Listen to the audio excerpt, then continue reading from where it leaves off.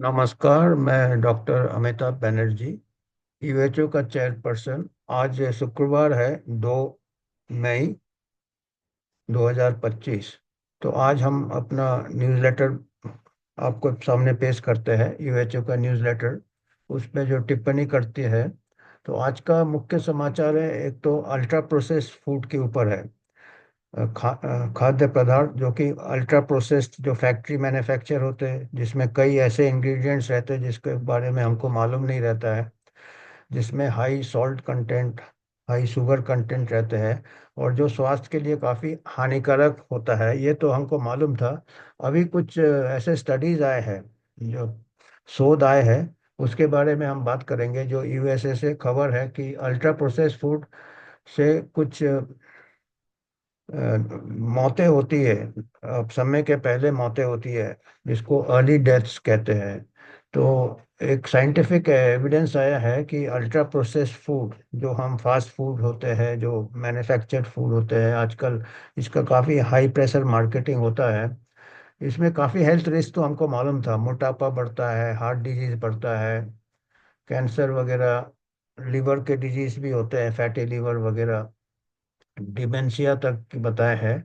और अभी कुछ ऐसे आए हैं कि ये स्वादिष्ट काफ़ी रहते हैं, और एक प्रकार का इसका लत लग जाता है, एडिक्शन हो जाता है।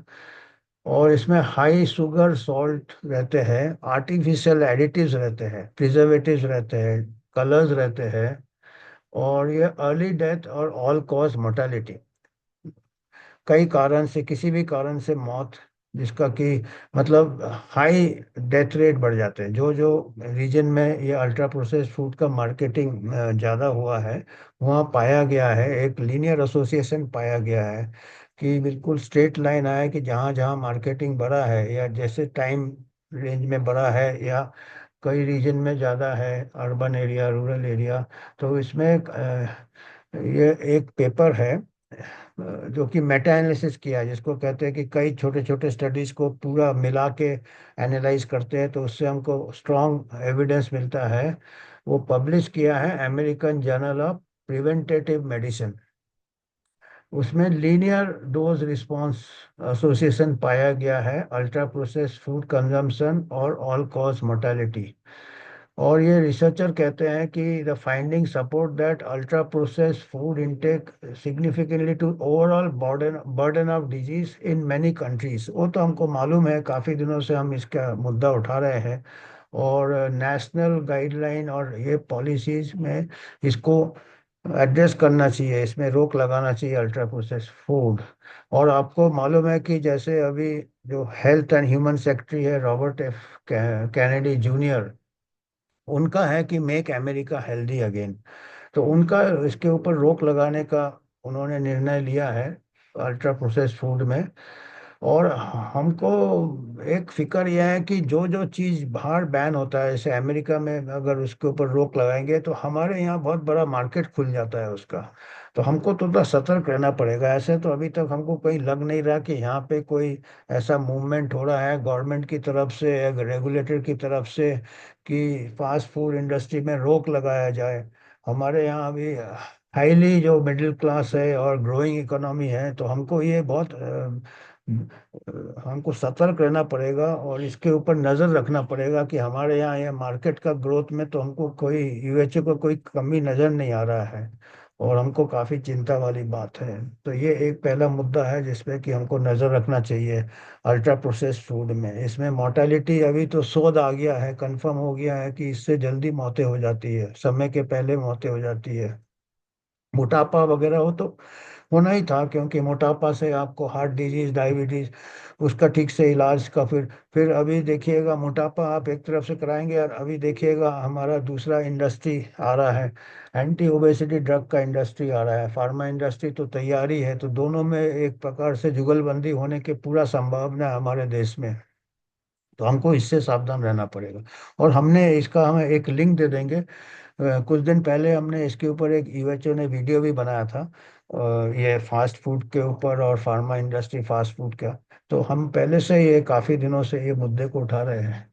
दूसरा एक मुद्दा है फिर वो यूएसए से वो खबर फिर से है, कि अभी देखिएगा काफ़ी दिनों से कुछ ऐसे ये हो गए थे, लोग आ गए थे, कुछ कन्फ्लिक्ट ऑफ इंटरेस्ट वाले जिनका कि फार्मा इंडस्ट्री के से टाइज था, फूड इंडस्ट्री के टाइज थे।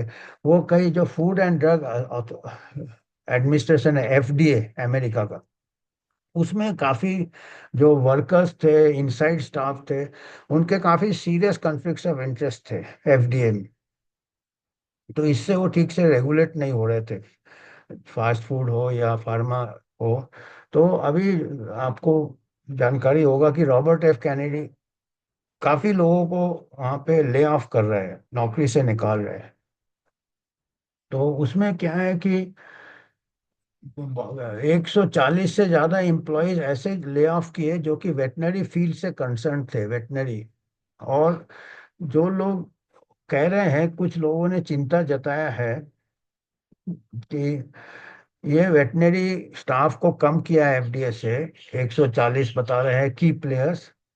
तो उससे क्या होगा, जो एंटी माइक्रोबियल एंटीबायोटिक रेजिस्टेंस फैल रहा है। आप देखिए, एंटीबायोटिक काफ़ी इस्तेमाल हो रहा है, एनिमल्स में हो रहा है, उससे हमारे को ड्रग्स काम नहीं कर रहे हैं। ह्यूमन बीमारियों में भी ड्रग्स काम नहीं कर रहे, क्योंकि बहुत ज़्यादा एंटीबायोटिक फूड चेन में इकट्ठा होता है और हमारे भी शरीर में जाता है।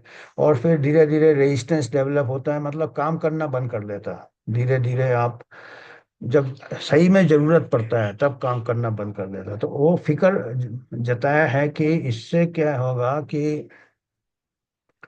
इतने लोगों को निकाल रहे हैं, इससे जो सुपरविजन है, जो कि गलत तरीके से एंटीबायोटिक्स इस्तेमाल होता है जानवरों में, उसके ऊपर रोक नहीं रहेगा। और इससे एंटीबायोटिक रेजिस्टेंस और बढ़ जाएगा, जिससे कि 1 मिलियन से ज़्यादा मौतें हो जाती है पूरे दुनिया में। अब इनका कैसे लाते हैं ये स्टैटिस्टिक्स बताना मुश्किल है, पर ये कह रहे हैं, ये जो स्टेटमेंट है हम लिंक देंगे। और ये करीब 10,000 स्टाफ को निकाला है कई जगह, कई डिपार्टमेंट से। और वो मैं कह रहा हूँ कि ये 10,000 स्टाफ वो थे जिनके काफ़ी कन्फ्लिक्ट्स ऑफ इंटरेस्ट थे, जिनको अपना फार्मा वाले का कनेक्शन था या फूड इंडस्ट्री कनेक्शन था। उससे जनहित या जन स्वास्थ्य के ऊपर उनका मेन उद्देश्य नहीं रहता था, फार्मा प्रॉफिट और ड्रग प्रॉफिट के ऊपर नजर रहता था। उनका मकसद वही था। तो वो उससे अभी, जैसे अभी ये जो एक्शन ले रहे हैं जो रॉबर्ट एफ कैनेडी, इसमें और भी जो इनके साथ food and drug administration commissioner है, मार्टिन मकारी, ये भी काफी क्लीन अप करने के इसमें है, जो उसमें है कि ये जो कई सालों से जो हुआ था। तो ये अभी इनके, हमको जो लगता है यूएचओ में कि काफी पुशबैक हो रहा है, क्योंकि जो लोग ने अपनी जड़ें जमा ली है एफडीए में, वो नहीं चाहेंगे कि उनका जो इन्फ्लुएंस है और उनका जो उनको कन्फ्लिक्ट ऑफ इंटरेस्ट, जो उनको कुछ भी जो फायदा मिलता होगा ड्रग और फार्मा इंडस्ट्री से। कई लोग तो रिवॉल्विंग डोर वाले हैं, कभी एफडीए में रहते फिर फार्मा इंडस्ट्री फूड इंडस्ट्री में चले जाते फिर आ जाते हैं। तो इनका थोड़ा ये फिर एडवर्स पब्लिसिटी काफी हो रहा है रॉबर्ट एफ कैनेडी और के ऊपर, जैसे, क्योंकि तकलीफ तो होगा इनको अगर ये निकल जाएंगे इससे। तो वो बात तो ठीक है, पर ये भी बात है कि कुछ ऐसे लोगों को भी एफडीए में लिया है जो इस समाचार में है कि जो कि फूड इंडस्ट्री के साथ जिनका लिंक रह चुका है। और ऐसे में एंटीबायोटिक रेजिस्टेंस को ये करना, क्योंकि उनको हमेशा फार्मा इंडस्ट्री का इंटरेस्ट रहेगा एंटीबायोटिक ज़्यादा यूज हो। और हमको क्यों ये समाचार हमारे लिए महत्वपूर्ण है, क्योंकि हमारा जो एक तो टास्क उनका मुश्किल है रॉबर्ट कैनेडी का, और हम क्या है कि हमारे जो भी पॉलिसीज होते हैं हमारे खुद के बहुत कम होते हैं, हम फॉलो करते हैं। और हमारे यहाँ भी मॉनिटरिंग सिस्टम नहीं है मेरे एंटीबायोटिक और कितना यूज़ हो रहा है जानवरों में। और हमारा जो veterinary animal husbandry poultry industry India का शायद अमेरिका से भी बड़ा हो, और हमारे यहाँ और कम रेगुलेशंस होते हैं इसमें। तो हमको, जैसे अमेरिका में भी अभी लोग बता रहे हैं, डिमांड कर रहे हैं ये सब जो चेंजेस आ रहे हैं। एक तो अमेरिका अपना फिक्र जता रहा है, उनमें जो भी है, कुछ लोगों को कन्फ्लिक्ट ऑफ इंटरेस्ट के लिए फिक्र जता रहे हैं, कुछ लोग जेन्युइनली फिक्र जता रहे हैं कि स्टाफ कम हो जाएगा तो एंटीबायोटिक का मॉनिटरिंग कम हो जाएगा जानवरों में, और जिससे कि ह्यूमन एंटीबायोटिक रेजिस्टेंस भी होते, बीमारियां फैलती, कीटाणु फैलते हैं जो एंटीबायोटिक रेजिस्टेंस हो जाते हैं, अब अननेसेसरली ओवर यूज होता है। तो हमारा फिक्र है कि ये हमारे देश में भी काफ़ी एंटीबायोटिक रेजिस्टेंस के संभावना है, क्योंकि हमारे यहाँ बहुत बड़ा एनिमल पोल्ट्री इंडस्ट्री है।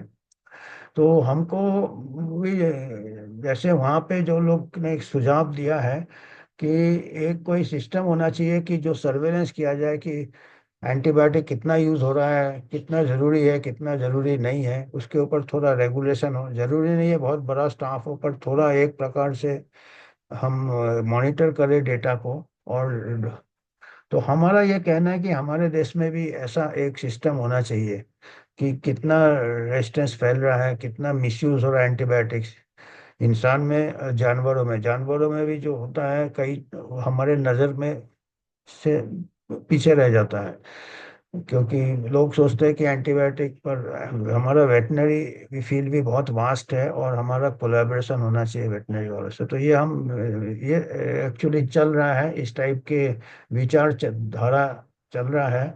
तो हमारे देश में कभी हमने ऐसा सुना नहीं है कि इस टाइप का कोई विचार कर रहा है, तो ये विचार होना चाहिए। हमारे जो वैज्ञानिक है, जो वेटनरी फील्ड में वैज्ञानिक है या मेडिकल फील्ड में वैज्ञानिक है, या मेडिकल और वेटनरी के कोलैबोरेशन होना चाहिए ऑन एंटीबायोटिक रेजिस्टेंस। आखिरी हमारा मुद्दा है कि बहुत सीरियस मुद्दा है, और हम थोड़े दिन पहले पिछले हफ्ते 23 अप्रैल को हमारा यूएचओ का प्रेस कॉन्फ्रेंस में भी ये मुद्दा को थोड़ा सा उठाया था दूसरे इसमें। तो ये ड्रग एडिक्शन स्कूल के बच्चे और कॉलेज के बच्चों में काफ़ी फैल रहा है, और कुछ ऐसे स्टेट्स में फैल रहा है जो कभी सोच भी नहीं सकते थे। केरला, अब देखिए केरला हाई लिटरेसी है, हेल्थ कंडीशंस भी अभी तक दूसरे स्टेट से अच्छे हैं, और अभी ये नशीली दवाओं, नशीली पदार्थ बच्चों में पीड़ित हो रहे हैं, ड्रग एडिक्शन हो रहा है। ये न्यूज़ लिंक हम देंगे। ये केरला में ड्रग प्रॉब्लम बढ़ रहा है। रेक्रिएशनल ड्रग एमडीएमए एक दवाई होता है, ड्रग होता है जिसमें कि नशा हो जाता है। Tops the list of contraband seized in Kerala alongside cocaine. कौन कौन से नशीली दवाइयाँ हैं? MDMA, cocaine, LSD, hashish, brown sugar, heroin. According to deputy excise commissioner Kochi, Kochi के जो एक्साइज कमिश्नर है माजू टीएम, उन्होंने कहा है drug abuse has percolated into Kerala's safety space, school colleges और campus and middle class homes. आम आदमी जो मिडिल क्लास है, जो अपने वैल्यू सिस्टम में जी रहे थे, जो कि कंजर्वेटिव है, उनके बच्चे भी ड्रग एडिक्शन के नशे में फंस रहे हैं। The state that pride in having high literacy, literacy पढ़े लिखे बहुत होते हैं वहाँ के लोग, strong public welfare and high health indicators, health का इंडिकेटर्स केरला में हमेशा अच्छा रहा है दूसरे स्टेट से। पहले तो अल्कोहल एडिक्शन से ये थे, चिंता था। सुइसाइड भी वहाँ ज़्यादा है, और अनचेक्ड लॉटरी, गैम्बलिंग का भी वहाँ पे, सट्टे का भी। नाउ डेडलियर क्राइसिस क्या है, इससे भी भयानक क्या है? Synthetic drugs threatening the youth, school kids, college students bag bargain.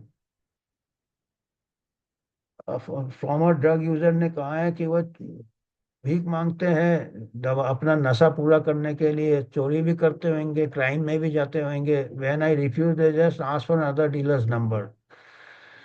Kerala 300% rise हुआ है, 300% राइज इन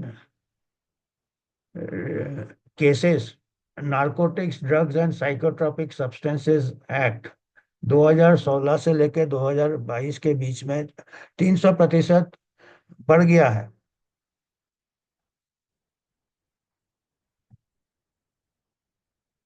और जो दूसरे स्टेट से जो हाई बर्डन स्टेट्स जो थे जहाँ पे ड्रग एडिक्शन ज्यादा था, जैसे पंजाब, उत्तर पंजाब, पंजाब और उत्तर प्रदेश, उनके भी आगे निकल रहा है केरला।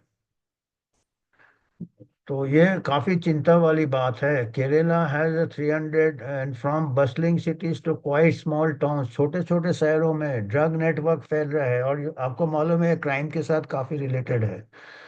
तो Ernakulam district, Kochi, police, politicians and even priests have amped up the efforts in recent months। ये कोशिश कर रहे हैं, पुलिस, पॉलिटिशियंस और प्रीस्ट लोग भी कोशिश कर रहे हैं operation hunt to clean state लाने के लिए। Operation clean slate, state government has intensified raids, crackdown, raid कर रहे हैं, सीजर कर रहे हैं paying guest accommodation, hotels and hostels, hostels बच्चे जहाँ रहते हैं। Special drives, awareness campaign and counselling sessions are being conducted. और यूएचओ जो यूनिवर्सल हेल्थ ऑर्गेनाइजेशन जो है, वो हम चिंता इसके पहले प्रकट किया था। अब अभी जो हमने कहा पत्रकार भवन में हमारा प्रेस कॉन्फ्रेंस में हमने इसके ऊपर टिप्पणी की थी 23 अप्रैल को, उसका हम लिंक दे देंगे आपको। और हमको लग रहा है कि ये हम जो यूएसए का ओपिएट क्राइसिस है, यूएसए काफी दिनों से परेशान है ओपीएम क्राइसिस या ड्रग क्राइसिस से। क्या हम उसी दिशा में जा रहे हैं?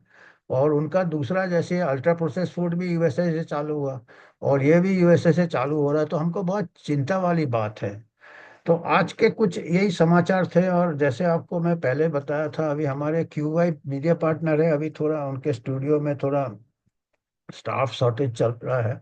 तो अभी हम इस चैनल से आपको न्यूज़लेटर दे रहे हैं, बाद में शायद उसमें हम फिर से 1-2 हफ्ते में वापस आएंगे, या ये वाले न्यूज़लेटर भी अपलोड होंगे। और जैसे कि आपको मालूम है कि हमारा एक वॉलेंट्री ऑर्गेनाइजेशन है, हम क्राउड फंडिंग से हम फंड्स इकट्ठा करना चाहते हैं, और उससे हम स्केल अप करेंगे अपना रिसर्च, अपना शोध, अपना मीटिंग्स, आपके लिए और अच्छा मटेरियल लाएंगे, जिससे हमारे पास हम रिसर्च का टाइम मिलेगा, पैसा हम मिलेगा। तो आप जो भी आप योगदान देना चाहेंगे अपने मर्जी से, कुछ भी क्राउड फंडिंग में यूएचओ को डोनेट करना चाहेंगे, क्योंकि हम कोई फार्मा से ये नहीं लेना चाहते हैं, कोई पॉलिटिकल कनेक्शन नहीं है, कोई बड़े इंडस्ट्रियल से नहीं लेंगे, क्योंकि फिर वो हम फिर इंडिपेंडेंट रहना चाहते हैं। क्राउड सोर्स से हम फंडिंग लेके क्राउड को ही हम वापस आपका इंफॉर्मेशन ला के देंगे, या ट्रांसपेरेंसी ला के देंगे। तो आपको हम स्कैन अभी प्रोजेक्ट कर रहे हैं, तो इससे आपको जो भी योगदान है आप कर सकते हैं उसमें।